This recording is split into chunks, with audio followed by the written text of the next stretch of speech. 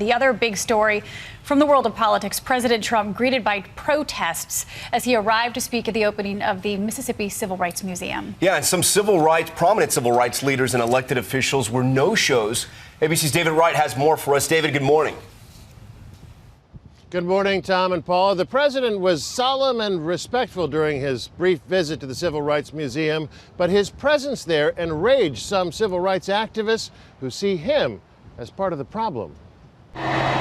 From the moment Air Force One touched down at Jackson's Medgar Evers Airport, no hate! Yes, hate! Crowds of people called the president out as a modern example of the evils they struggled to overcome. He does not represent civil rights. He represents racism. He represents misogyny. He represents xenophobia. Because Trump was here, some of the nation's most prominent civil rights leaders stayed away. Congressman John Lewis, for one, called Trump's presence an insult. Other local leaders held a separate event nearby rather than appear with the president. We would not allow the history of those who sacrificed so much to be tarnished for political expediency.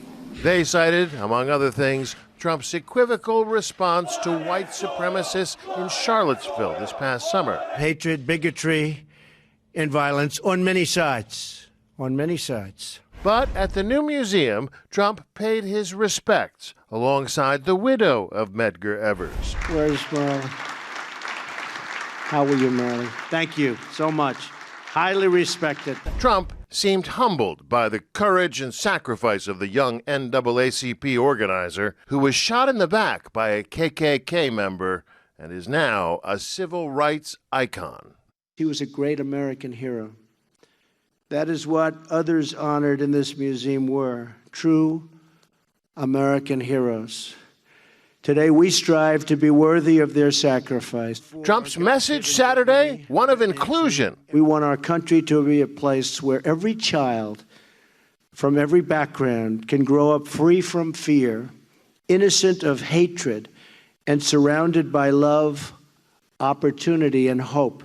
And despite the backlash, his own supporters gave him credit for coming. Most of us support him trying to do the right thing. Nobody's perfect, but at least he's trying. Mississippi really was ground zero for so much of the civil rights movement, and people have hoped that that museum would unite people all these years later. But the wounds from that era are still open, and many people feel the president hasn't helped. Tom, Paula? David Wright for us this morning from West Palm Beach. David, thank you. Hi, everyone. George Stephanopoulos here. Thanks for checking out the ABC News YouTube channel. If you'd like to get more videos, show highlights, and watch live event coverage, click on the right over here to subscribe to our channel. And don't forget to download the ABC News app for breaking news alerts. Thanks for watching.